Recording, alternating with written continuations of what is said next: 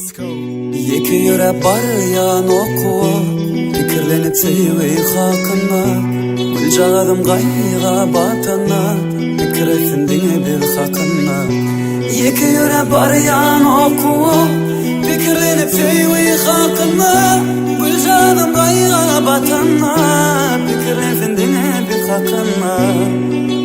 Dayraram, dayraram, dayraram, dayraram, dayraram, dayraram.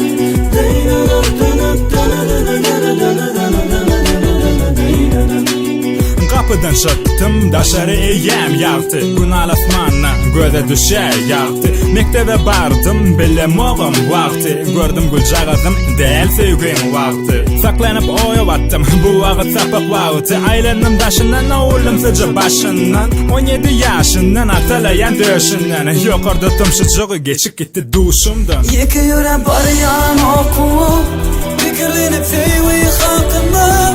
Gülcadım gayga batana, pikirlensin dine bir hakkına.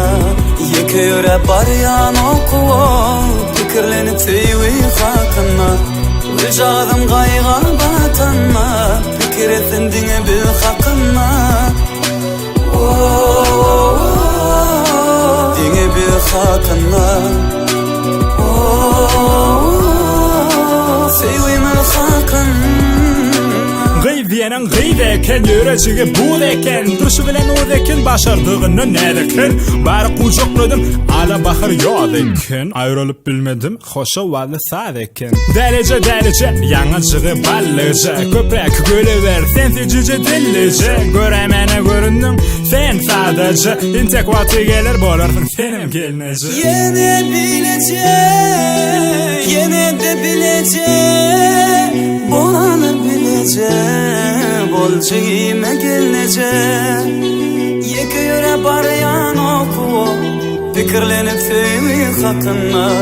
Gülcadım gayga batana, pikirlesin dine bir hakkına.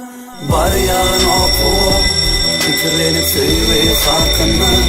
Gülcadım gayga batana, pikirlesin dine bir hakkına. Yeki yöre bar yan oku, pikirlenip seyvi hakkına.